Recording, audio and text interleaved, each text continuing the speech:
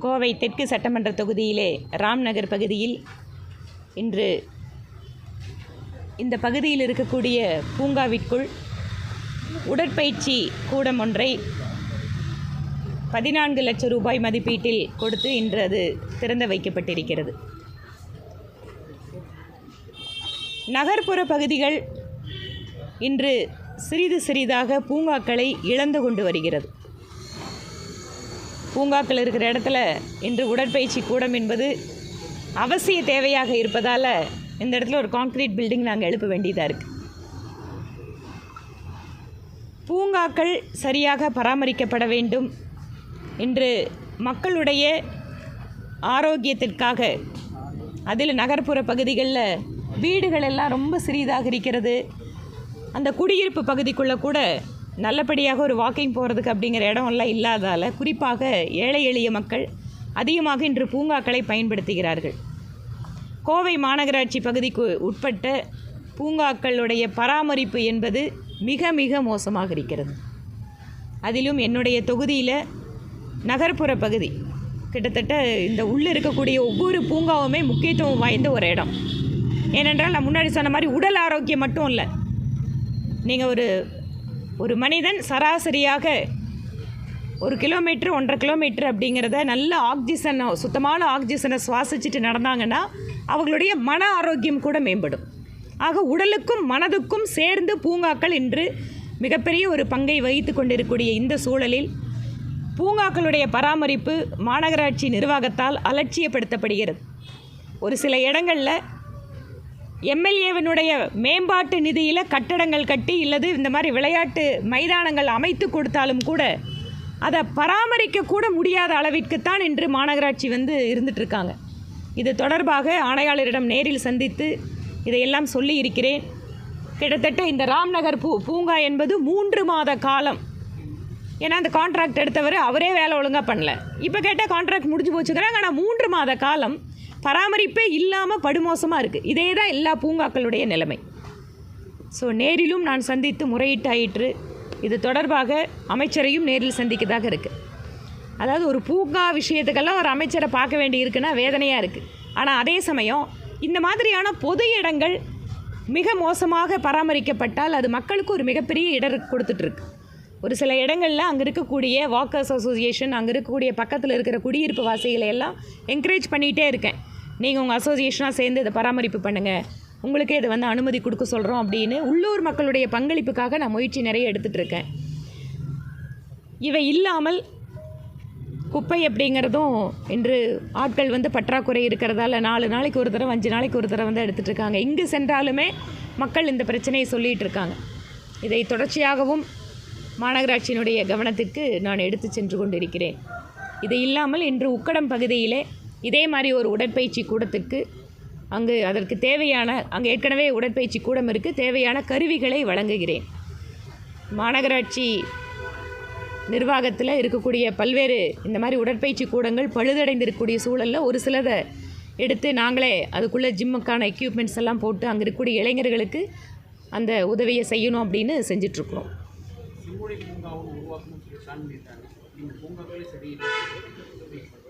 இந்த செம்மொழி பூங்கா நீங்கள் சொன்ன மாதிரி நானும் சட்டப்பேரவையில் இது குறித்து பேசினேன். அப்போ உடனடியாக முதலமைச்சரே எழுந்து பதில் சொன்னார், நாங்கள் அமைக்கிறதா இருக்கோன்னு. போன தடவை அதுக்காக அடிக்கல் நாட்டிட்டும் போயிருக்காரு. ஆனால் அங்கே இருக்கக்கூடிய மத்திய சிறையை மாற்றிவிட்டு அதை மிகப்பெரிய செம்மொழி பூங்காவாக அமைக்கணும் அப்படிங்கிறது அரசாங்கத்தோட திட்டமாக இருந்தது. ஆனால் மத்திய சிறைக்கு இன்னும் ஆல்டர்னேட்டிவ் இடமே பார்க்காம இருக்காங்களே. அது என்ன நடந்துட்டுருக்குன்னே தெரியல. இது எந்த காலத்தில் மத்திய சிறையை மாற்றி எந்த காலத்தில் முழுமையான செம்மொழி பூங்கா வரும்? பேருக்காக அடிக்கல் நாட்டிட்டு ஒரு கொஞ்சம் இடத்துல மட்டும்தான் இப்போ வேலை நடந்துகிட்ருக்கு. அதனால் முழுமையான செம்மொழி பூங்கா எப்போது வரும் என்று எங்களுக்கு தெரியவில்லை.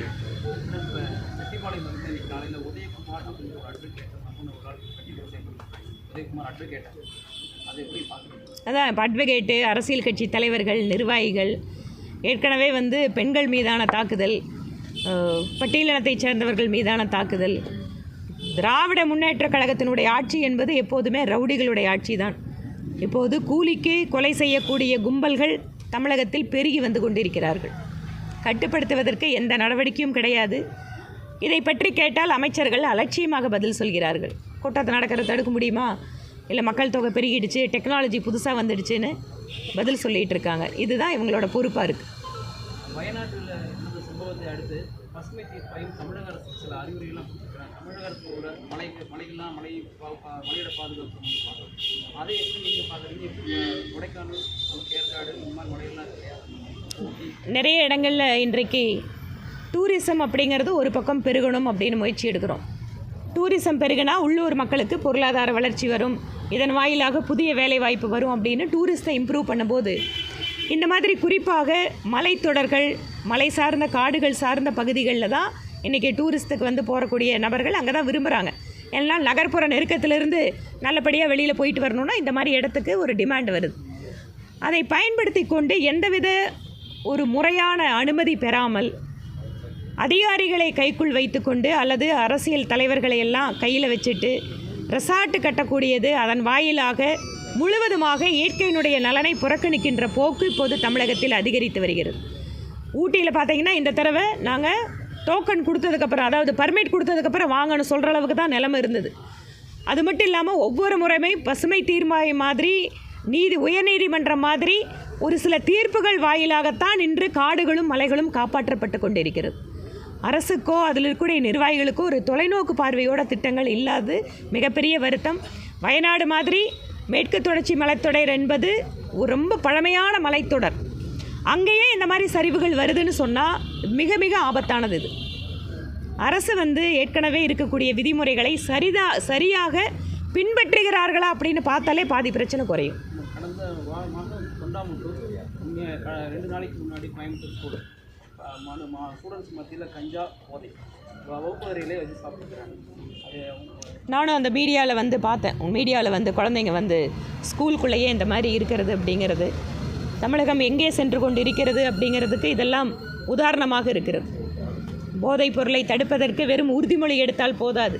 மாநிலத்தினுடைய முதல்வரும் நிர்வாகத்தில் இருக்கக்கூடியவர்களும் போதை எதிர்ப்புக்கான உறுதிமொழியை எடுத்தால் போதாது, உறுதியான நடவடிக்கை வேண்டும். முடிஞ்சுதான், வேற ஒன்றும் இல்லையே. 100 நாளில் நாற்காலி